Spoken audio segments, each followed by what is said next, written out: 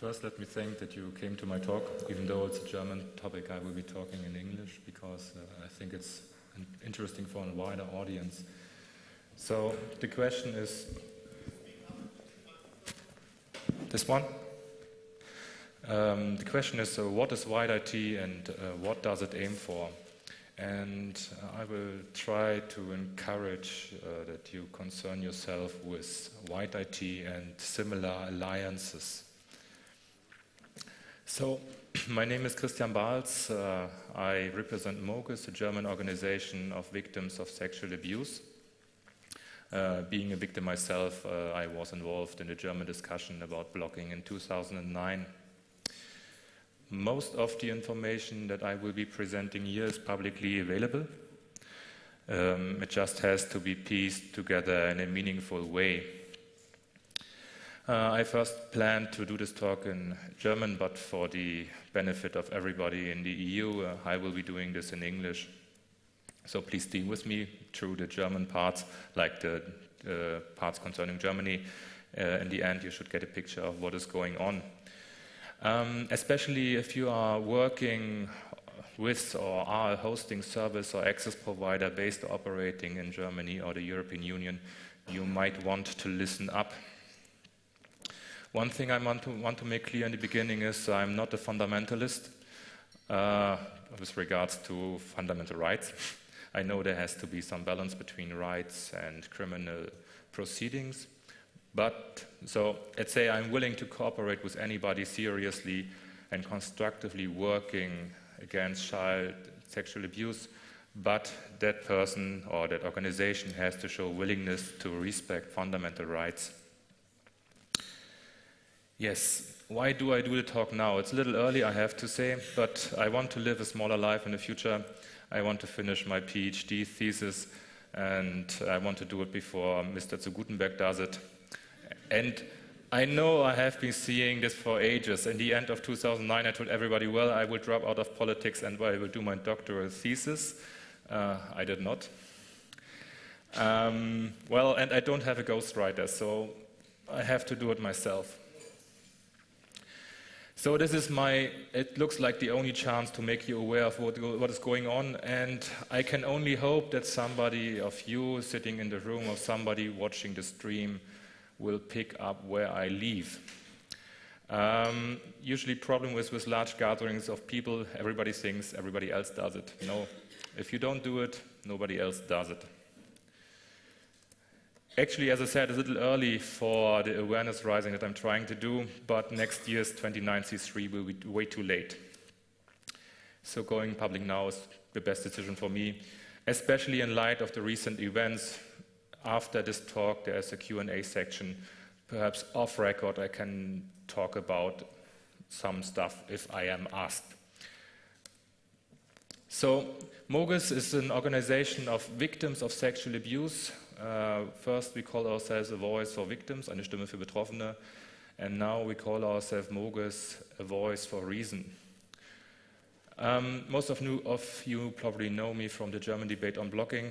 A few of you might know me from the EU debate on access blocking in the Child Protection Directive. The Malmström proposal tried to introduce mandatory blocking for all of the EU's member states. Together with EDRI, European Digital Rights, which is based in Brussels, we got the mandatory part removed from the directive and we got some judicial oversight into it. Thank you too. He has been pivotal as well. As MOGiS represents victims of sexual abuse, we are not only working on fundamental rights, but also on child protection issues, which is one of the reasons why we got involved with WhiteIT at all. The first time I ran into WhiteIT was in 2010, at the CeBIT in 2010, when they unveiled their Jetzt löschen, Remove Now button. And how can I say, I did a little parody on it, the denunciation button 2.0. Actually, I have to say my button was more successful than the Jetzt löschen button because I got a few hundred reports and they got none, or two, I don't know. Also, my browser button was not implemented as an XPI, but rather as a bookmarklet. I didn't tell them how it works. They spent 12,000 euro on XPI, which was licensed under the GPL, which was quite nice. But and I thought, well, an XPI is perhaps a little too intrusive, so I did it as a bookmarklet as well. One thing to remember, this Jetzt löschen button might come back in new incarnations. It might be the new shiny app for your iPhone or your Android. It might have a different name, reporting tool, emergency button, whatever. So I regularly ran into members of WhiteIT at hearings of the European Parliament on the Child Exploitation Directive, the one which tried to introduce blocking. So that's where the gentleman over there also came to know WhiteIT. During a plenary discussion and CeBIT against cybercrime, which just started at the CeBIT 2011, I had a plenary discussion together with Mr. Schünemann and somebody from the BKA and Mr. Professor Meyer from the Leibniz-Universität Hannover. And I was invited to participate in WhiteIT on stage. So, well, I could not decline the offer. We agreed to take part under the specific condition that we become part of the steering committee within WhiteIT. It's called Lenkungskreis, now Lenkungskreis Plus, because we wanted to have control over the process. We are not some sayers or something that can be driven over. Well, we did not become member of that. The structure changed in between. We became a member of the Program Management Board, which is just below the Lenkungskreis Plus, the new Lenkungskreis Plus, which for a while seemed good because the Program Management Board manages all of the WhiteIT projects, which means I got to know every WhiteIT project, which will be important later on in the talk.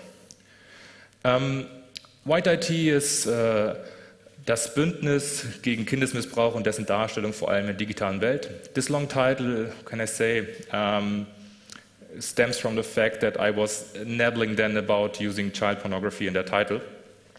This alliance translates as Alliance Against Child Abuse and its depiction, especially in the digital world. It is an alliance of more than 30 parties, like 35 at the moment, I believe. So they are from the industry, like Avira, Computer Center, Fujitsu, IBM, Intel, IT Watch, Microsoft, Oracle, Software AG, Symantec, Science, the Hasso-Plattner Institute, that might raise some eyebrows or not, and the University of Hannover. Then a few NGOs, the Ärztekammer Niedersachsen, the Auerbach Stiftung, Bitkom, which is important because that's the providers, ECHO, FSM, the initiative, D21, and Innocence in Danger, probably also well known in this course. And of course, there are governmental organizations organized within WhiteIT, so this is ministries, in the Ministry of Interior of Lower Saxony, with Mr. Schünemann as minister, then the BKA, the LKAs, for example, Niedersachsen and Brandenburg, and a few governmental, like federal ministries, like the Ministry of Justice is involved with WhiteIT. WhiteIT was founded in late 1929 after the Zensursula campaign, when the CDU realized that just blocking doesn't work. And as actually they were taking up our momentum from the Remove, Don't Block campaign. So now they are working cooperatively to lower the dissemination and redistribution of child exploitation material, CAM, which I believe is the correct name for child pornography, because child pornography is the wrong term for it. This WhiteIT has a staffed office in the Ministry of Interior in Lower Saxony, so it's really situated within the ministry. At the moment it has 3 employees. And it also has a supporting association, the WhiteIT Supporters, which basically does all the money transactions.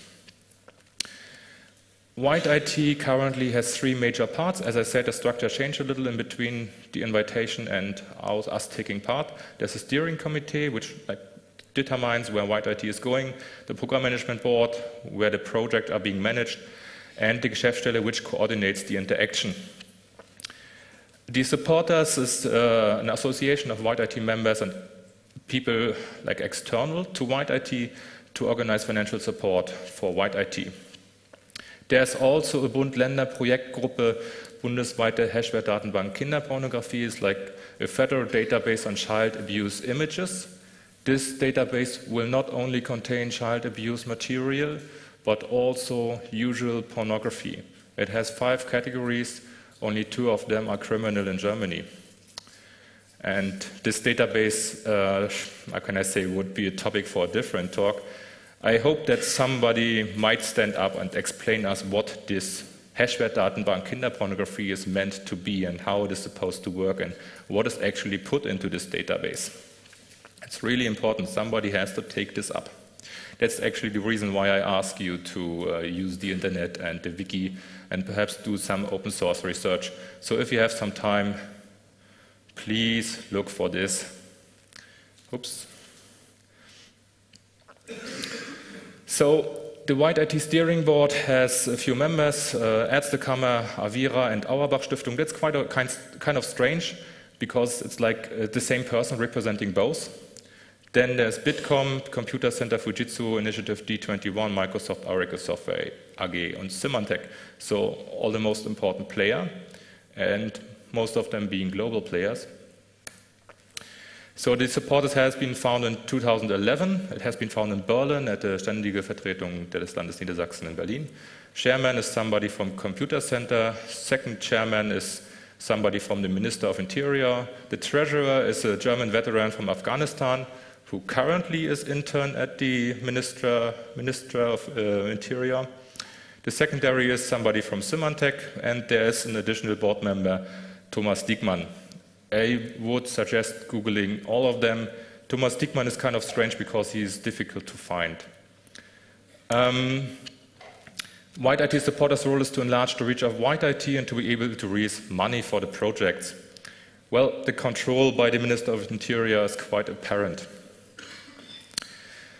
So, WhiteIT has certain projects, certain directions it is like working on. First was the research into the market of child abuse material. This actually was quite helpful because it showed that there actually is no market for child abuse material. Then some preventive measures, like kein Täter werden, like don't become a perpetrator. But the problem with that, for my opinion, is that this therapy is limited to pedophiles, which is like only 20% of the people abusing children. Then some import for helping victims, then development and implementation of robust hashes to recognize an image even if it has changed, like the quality setting of a JPEG image or some bit flipped, the orientation or whatever. And then, of course, some detection tools for child abuse material. You see, I call this still the better part because I realized that if the police has to search a perpetrator's computer, they should not have to look at every picture because that is not good for your mental health. So finding pictures that you already know is helpful for them to not get insane after a short time. And then, of course, the implementation and integration of database of child abuse material. You see, I call this the better part, even though I don't really like it, so it will get worse. So we have the reporting tool integrated in the client server, like the Jetzt löschen button, or emergency button, or whatever button. Actually, I got the Remove Now button removed from the projects.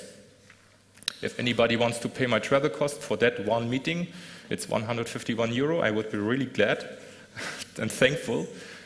Because it was, the Jetzt löschen button was some kind, like a zombie. It kept reappearing. I had to kill it twice. No, actually, I had to kill it twice, really, because there was so much, it is such a key ingredient to the whole WhiteIT strategy that they could not give it up easily. So now we come to the more automated parts, like a dedicated interface for processing notice and takedown messages. Then compliance detection and enforcement in the network and the client, like Avira and Symantec propose. And IT Watch even is proposing a scanner for the graphic cards, which stops the displaying of such content, or is meant to stop displaying such content. I have not seen a working prototype yet. Then there is an analysis of state and federal legislation with regard to data protection, telecommunication regulation, and privacy issues and constitutional rights, and which is about like how can we do that, how can we scan the client, how can we scan host providers, whatever. I will talk about more about this later. Then there's also planning of new legislation, like how can the government interact with the private sector on the removal of content, but also about covered operations, verdeckte Ermittlungen. And especially what stumbled me was this paragraph 110a S-Strafprozessordnung, which mentions V-Männer. I know, we just had quite a scandal about V-Männer. I cannot possibly believe what they want to do with V-Männer and that topic. Do they want to distribute child abuse material? Yeah, that's like actually that is what it comes down to. I think they want to change legislation so they can distribute these images. At the moment they can't, and I believe this is good. Because what we see now is that, for example, the FBI in the United States can distribute child abuse material, and this material can be seen from here. So we see their honeypots. Yeah, this is a disgrace because these are images of children being sexually abused. And of course, there is the planning and guiding the political process leading to the necessary change in legislation. This is really anticipated. Even now, they are already anticipating that they have to change the law to implement what they want to implement. So this is what this is about. So WhiteIT is working on ChemNet, a child abuse media meta-information network. In the center, you have a database. Like these company names, you can just cross from it because there are more people involved. These are the more visible. And this database is being fed by the police and by the reporting office. You see the red button? You see it's pivotal because they need the content. They need some people reporting illegal content because actually you get more reports from the public than from the police. And so this reporting button and the police feed into the database, and the database gives hashes for compliance scanner and clients, like for the antiviren solution, like Avira and Symantec, then the scanning of hosting providers and clouds, and the scanning of free-mail providers like GMX, or you see Echo is involved, so there must be some agreement on proceeding that way. Additionally, this hash goes to the search engines like Bing and Google. So they find these images on the internet and report them. You see, they feed back to the reporting office.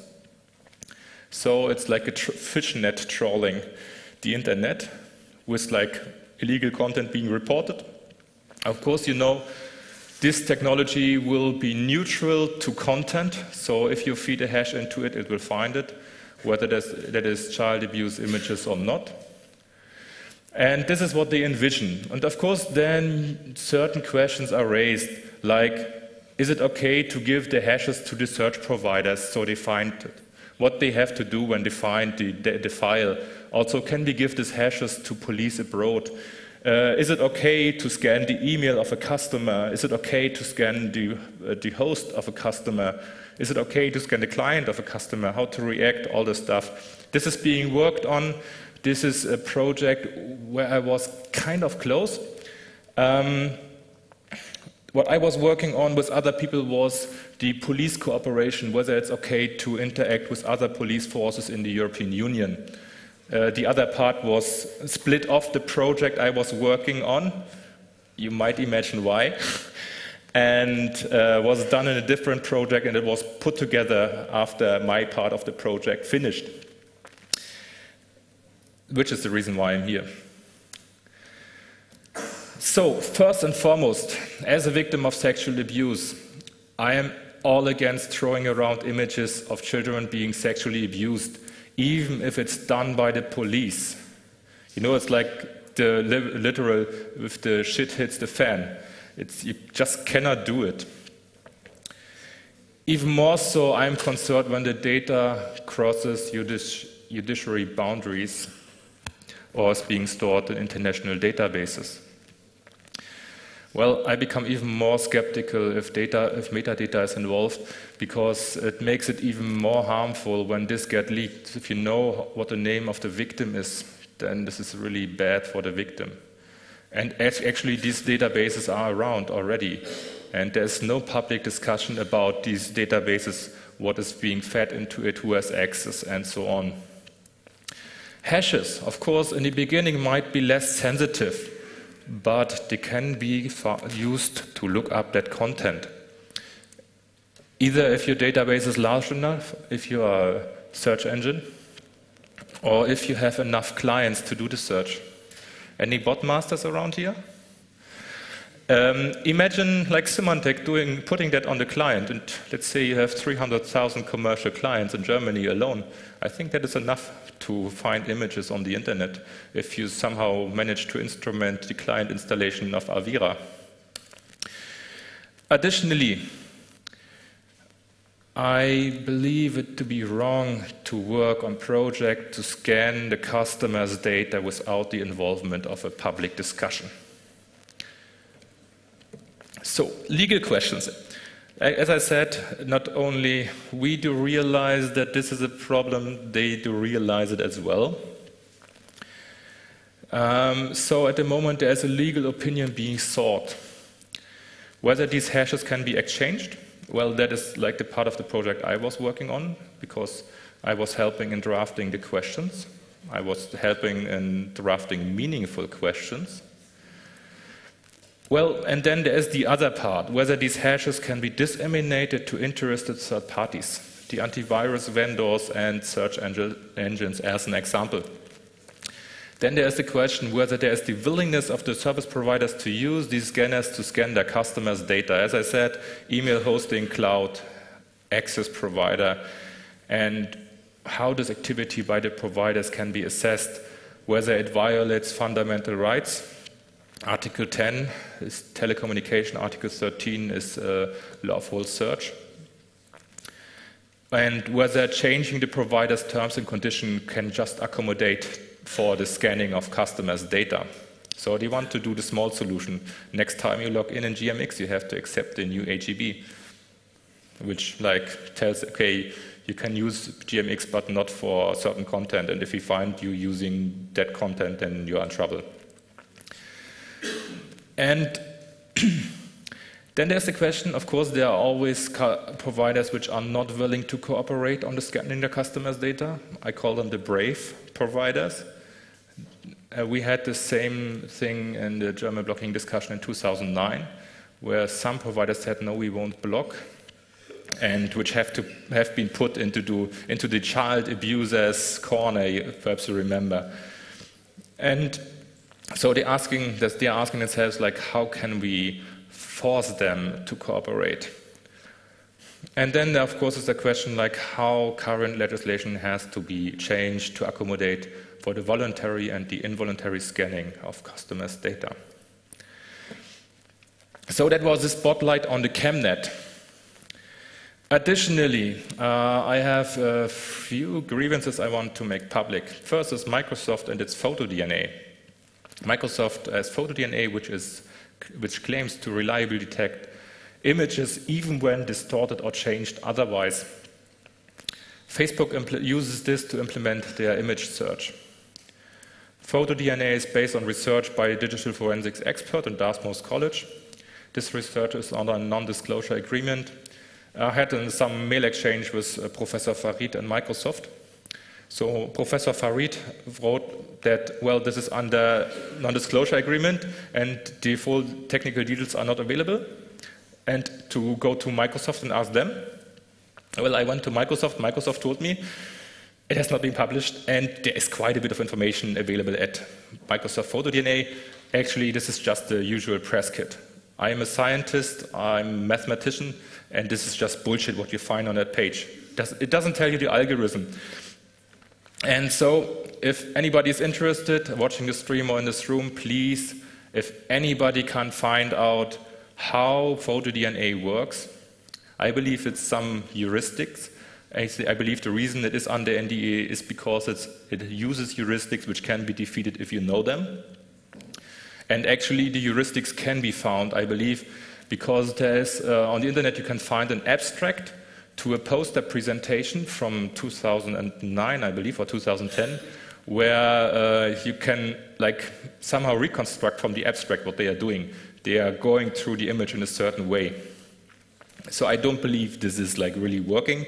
So it's under NDA and Microsoft tries to sell it. What is interesting is that WhiteIT could not get hold of photo-DNA for evaluation purposes. Pretty interesting, because they are working on scanning criminals' computers, and they would like to evaluate how good is our robust hashes with comparison to other robust hashes, or let's say, for example, with photo-DNA. WhiteIT couldn't get hold of the source, of course, Microsoft. Well, you would expect to get hold of object code that you can call with an API. No, they didn't get that. Neither did they get it as software as a service. Microsoft was even unwilling to give them a black box that they could upload pictures for scanning. So the question really is photo-DNA as robust as claimed? As I said, there's this abstract. And there is some other thing. You know, WhiteIT is full of this marketing and sales droid. Sometimes I got the impression it is like a sales venue for these antivirus and other software vendors. So one of these Microsoft sales representatives told me something about implementing DPI on the router. So, which would mean that they reassemble packets on the router or some DPI node, whatever, and put the pictures together and then do the reporting. So the question really is Microsoft working on implementing photo-DNA as a DPI technology, recognizing images in a stream of data?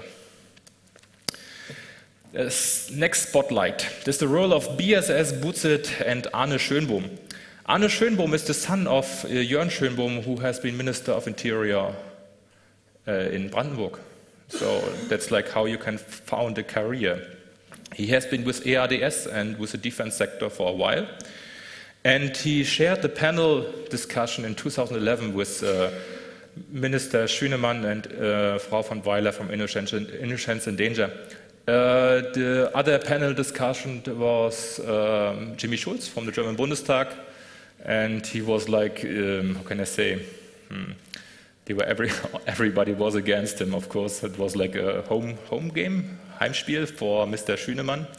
Even the moderator was in favor of data retention and all the bad stuff that you know about. So actually, big up for Jimmy Schulz for being there and taking all the beating. And I will not publish the audio, him saying rechtsfreier Raum. No, you should have seen his face when it slipped from his mouth. No, he's not in favor of that, of using that.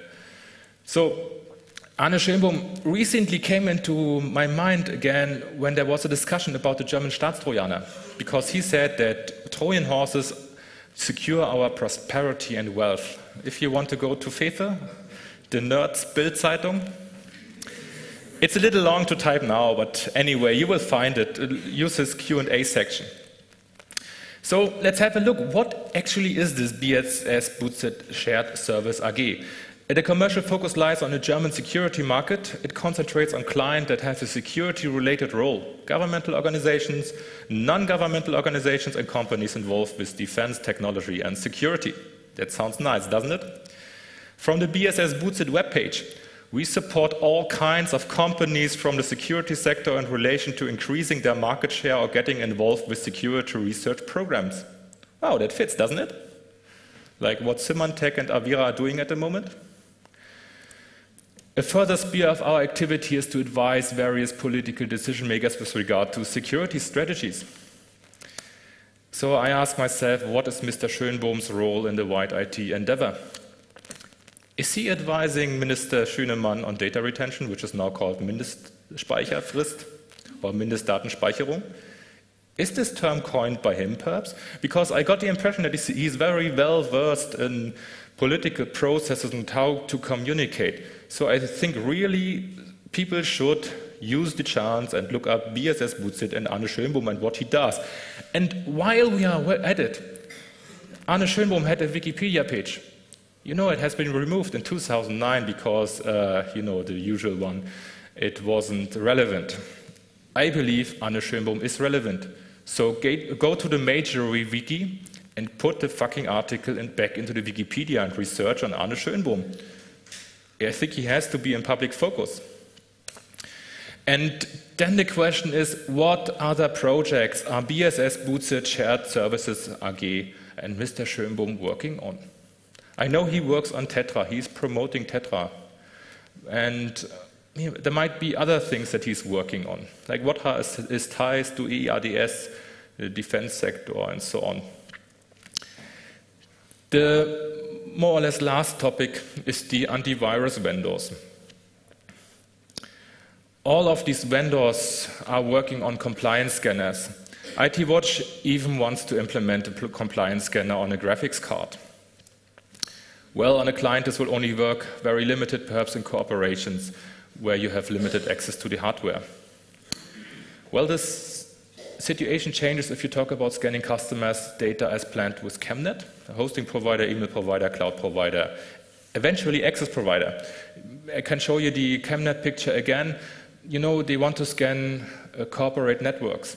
If you develop a technology to scan a corporate networks with 10,000 nodes, you can use it for an access provider. You just need more of it. So this can be understood, I believe, or can be feared to be the stepstone for enlarging to beyond the corporations' networks and the access providers or end users' networks. So I want to single out a single company, and that is Symantec. The reason Symantec gets this place is because from my point of view, it looks as it is WhiteIT's driver for internationalization, especially Spain and Netherlands. And also to a talk given at the WhiteIT Symposium about the internationalization. Symantec facilitated the networking with the Spanish Alia2,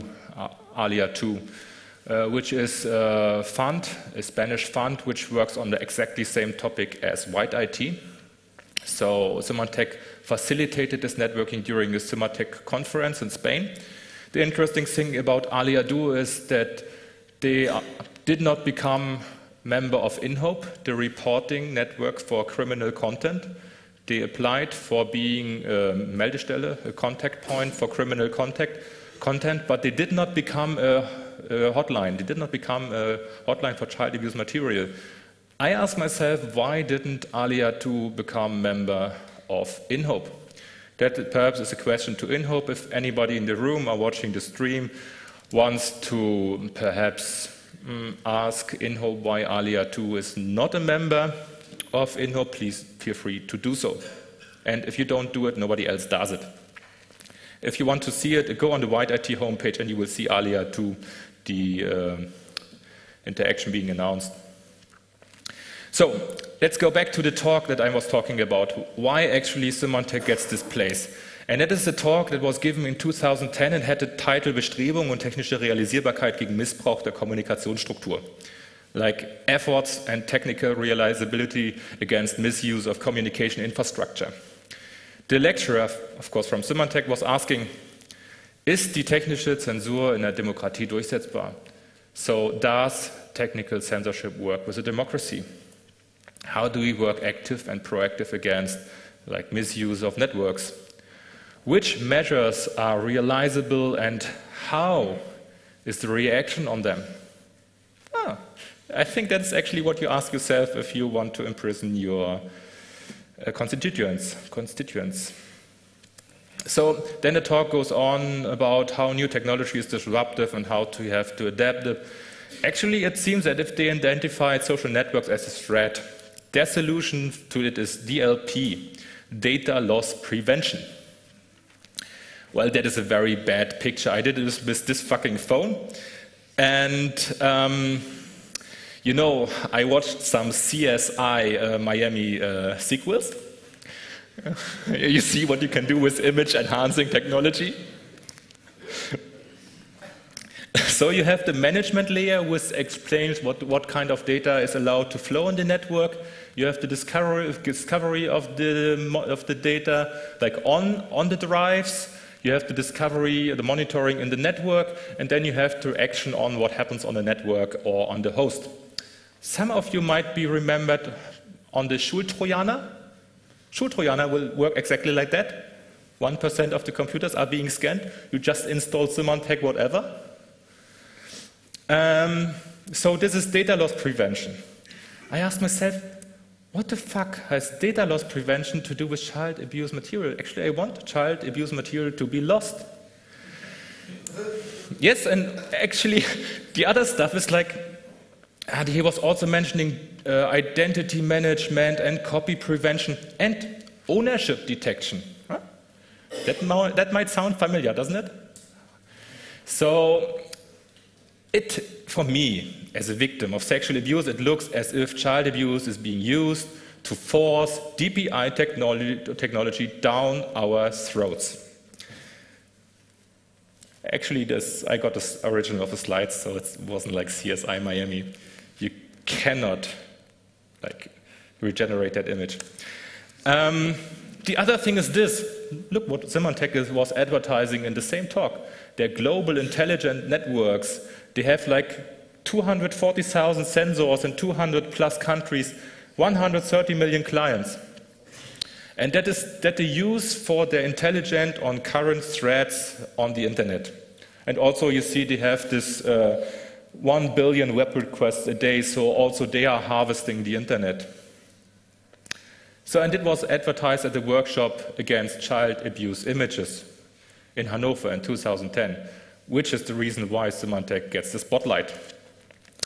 So, as I said, the talk mentioned all this stuff together with child abuse material, and it doesn't fit together. Either the sales representative was completely misguided, which I do not believe, because he told me about a new threat, which will be applications on the phone, and how to combat like a child abuse material app, what you call the child porn app,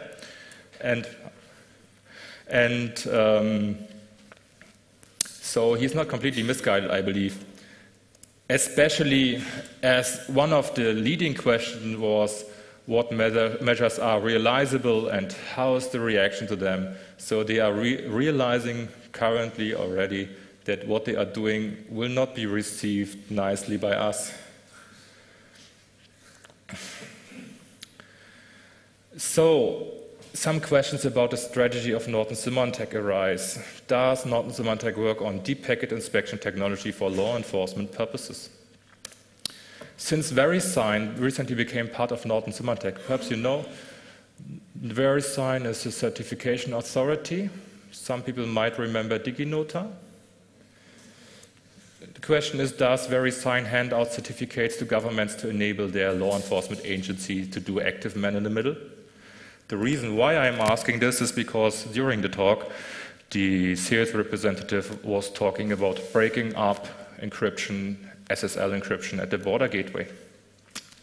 Perhaps now it's the time that you want to install Perspective or you want to enable your Google Chrome for HTS. Since Norton also bought PGP and Garden Edge, can these software tools still be used by end users without fearing that there is some key screw going on in the background? So, quick outlook. WhiteIT is currently refocusing its strategy, which is the reason why I'm here. They have been, how can I say, like more covered or nice in the past. Currently, they are unveiling their strategy, which I put here. The legal opinion will probably be organized to be favorable for the measures envisioned. Even if not being completely in favor of the measures, it will point to legislative measures and how they have to be made. Well, actually, apart from WhiteIT, there are other things you have to think about. And there are other alliances which try to do similar stuff. Perhaps not as bad or not as directed. At the moment, for example, there is the digital agenda by Commissioner Kroes, the one who appointed Mr. zu Gutenberg as her advisor on internet freedom. And it has a plan to make the internet a better place for kids. Well, I call for a plan to make the world a better place for kids. Let's do away with railway stations first. You know, it's like you can buy drugs and stuff there. Or like railway stations are only for people over 18 or something like that. The coalition has about 27 founding members, and it's the who's who of like providers, be it telephone or information. You see, this will be difficult to stem. Its planned action include the easing and reporting of harmful content. You remember the red button? The wider use of content classification. You want to be seen on a usual iPhone browser, you better label it as like P0 or something. And then the effective takedown of child abuse material, which is like similar to the ChemNet effort. Well, this slide is broken, but the best way for you to predict the future is to shape it. And as I said, if you don't do it, nobody else does it. So please get involved with at least the Safer Internet Coalition. And it would be nice if somebody takes up my place in WhiteIT, because I believe after this talk, I will have some trouble over there. I cannot imagine why, but they might misunderstand what I did today. I thank you very much, and I think we open the floor to questions. Yep. That's a huge email address. Yes, you know, that's like DG Info, Safer Internet Coalition, whatever. I didn't want to put the name of the person in charge in there because that is like against privacy. Right. So if you have questions, please raise your hand. We have microphones. Please talk into them so that people on the stream can hear. You can also ask your questions on IRC or on Twitter using the hashtag SAL2. Well, I'm sorry.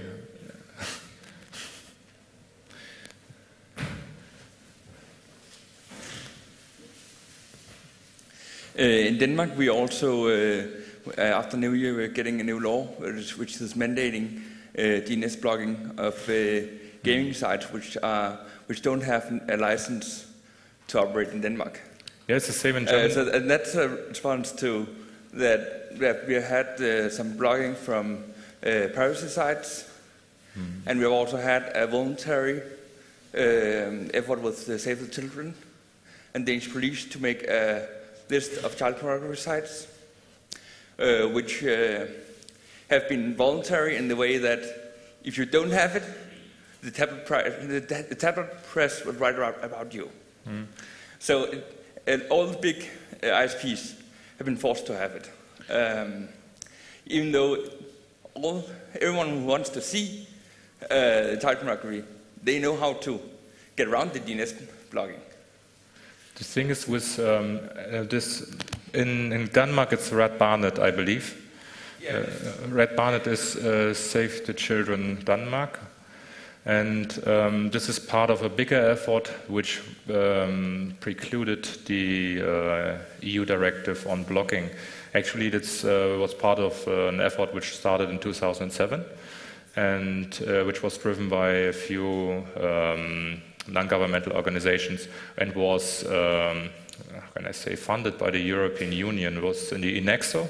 Inside of the Safe Internet project, there is INEXO, which gets funded 400,000 euros for this term, which is like the network of child rights organizations and being in favor of blocking. Actually, I would not call them child rights organizations anymore. I would call them child rights industry, because their business model is based on, how can I say, exploiting sexual abuse, because they have to raise money for their work, and so they have to be visible in the media, and to become visible in the media they have to align with somebody public, and that's the reason why they promote the blocking as well, because they gain something from it. They get popularity and they get money from the European Union. I think they forgot about the children in the process. It's my personal opinion. The thing is, actually their market share is declining because there are even less children every year in Europe. So they started redefining what a child is. A child now is every person under 18. In the new Child Protection Directive, the definition of child pornography includes images of adults looking like children, like looking like under 18. I think it's very easy to look under 18 if you're like 20. So this way you enlarge your market share, you just grow the market, and that's what they are doing. You redefine what a child is, you redefine what child pornography is. And that's the reason why they use child pornography, because it is a very strange definition. It's too broad. It includes more than child abuse images. It includes content that has been legal in the past in Europe. For example, you have the Blechtrommel. The film, Die Blechtrommel, is child pornography under the new definition. Because, this is a small boy and he has sex with a woman, even if it's simulated. Like the directive says simulated contact and also says even without the existence of such a child. So purely fictional work, so which is like Nabokov, Lolita. So I think these overly broad terms have the danger of damaging the reputation of child protection. It's my opinion, because you lose the cooperation on that topic if you become too broad or too restricted in your measures. FYI, if you have questions in the back, please line up on the microphone in the middle. And if you're in the front, I'll bring the microphone to you. Hi. This child abuse is an issue that is very often today, and it resembles to me the process of the video cameras surveillance, because I'm remembering when the Basque Country bombings and all that process served as a vector to introduce the camera surveillance system, because when that technology was introduced, the people asked to the Constitutional Court, and the Constitutional Court replied validating that technology because of our security and so and so. It seems like with this child abuse thing is going the same process, and it seems that surveillance technologies are being implemented with this issue. So my question, because child abuse is a real thing, is how might child abuse be fighted or neutralized or so and so with an equilibrium? Where is the equilibrium? Which is the way to deal with this thing without harming human rights and so and so? Well, I don't know where this equilibrium is, but I want to have a public discussion about it. That's the point. Because policy is not only about forcing stuff down people's throats. Policies is about organizing support behind your effort. And at the moment, this support is being organized with money or with power. And it's not organized by consensus. And also my trouble with this approach to fighting child abuse is that it puts the attention in the wrong place. In Germany, 99% of the children are being abused without pictures being taken. We focus on the child abuse imagery all the time. We are not talking about the child abuse. So every intention we put on technological measures to fight a social problem, we are losing on the side of the social problem. So I want people to concentrate on prevention, intervention of the abuse, and the help for the victims. I have been involved with the roundtable talks on sexual abuse in Germany for about half a year. I was member of the roundtable, and this was the same problem. It's like Everybody is talking about prevention, but forgetting all the victims that are already there. So they all, it's a little bit like psychology, because you don't want to face the real problem with child abuse. Child abuse is somebody far away. It's that pedophile over there, or it's in the internet. It's not like my neighbor or my husband or my uncle, my brother, you know. And people like to look away. It's like this way you protect yourself from psychological harm. But I think policy has to be more intelligent than the average constituent. So actually we have to put the focus on fighting real abuse, because that is where the images are being produced. So by fighting abuse, we will lower this content, the availability of that content. And also I think that all the money being spent on technological measures is best fed into like educating the police, for example. It's quite strange, you know, they have these computers of assumed perpetrators, and they have it in their offices for 2 years and do not manage to scan it. And then the computers go back to the people. So this is bad on two regards. Either one thing is it violates your rights for a due process, because it takes too long for them to analyze what is on your hard disk. And the other is like people get away with what they do because the data cannot be scanned. So because of the equilibrium, I think this has to be somewhere in the middle. We have to accept that there has to be some criminal investigation, but also the side doing the criminal investigation has to accept that we have fundamental rights. And fundamental rights for me does not mean some Bill of Rights, some European Declaration on Human Rights or whatever. It's like there are a few lines that should not be crossed, and one is the privacy. And scanning my email to like suspect me as a pedosexual is going too far. I mean, some people might opt into it, but for most of the public, it's just like data retention. You think everybody is an abuser, and until proven otherwise, it's quite strange, especially with the new definition of child pornography. This will become troublesome in the future. So if you have Schulmädchen report or still around, please be careful not to cross any borders, and don't put it on your PC. At the moment, it is not criminal in Germany, but the law can change any time. So especially with organizations like Save the Children, Innocence in Danger, UNICEF around, this can change very fast. Which was the reason why I wanted to have the term child abuse images or child abuse material in the directive, which we did not manage through the trialogue. Before the trialogue, it was in the directive, but after the trialogue, it went out of the directive, so now it's child pornography again, which is too broad a term. One question from IRC. Do you know of any plans to implement the red button to report normal pornography to protect children? Well, to protect children is different, because, you know, that's like what the Coalition for Making the Internet a Better Place for Children calls harmful content. There's a big difference between harmful content and criminal content. So a reporting button for children is like for harmful content. And about harmful content, I think you cannot avoid every trauma in a childhood. So being traumatized is part of being a child, some worse, some less.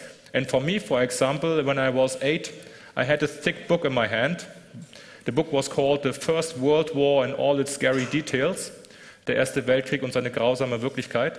There was a book full of pictures of people being blown apart with big cannons like this grenade cones, you know, and you could see everything in every detail. And I saw that as an 8-year-old, and I have to say I was disturbed. Yes, but I tell you what, I became a pacifist. Yes, you know, you have to see war, you have to see what war means to avoid it again. So do we want to protect children from all the bad aspects of humanity? So until they are 18, they are not allowed to watch the scary pictures except as in their history classes? I want them to be able to visit rotten.com if they choose so. On rotten.com you can watch how it looks if an Iraqi sergeant gets shot in the head. You get a very visual depiction of what it means, that what you read in the newspaper, somebody was shot, 20 insurgents were shot, whatever, or road bombing. It's like, if you have the images, you understand what is going on in the Iraq, and you want to protect the children and the adolescents from this truth, Like, because it's harmful, it traumatizes them. It's completely silly. It's like with asthma. If you keep all the germs away from the people, they get sick.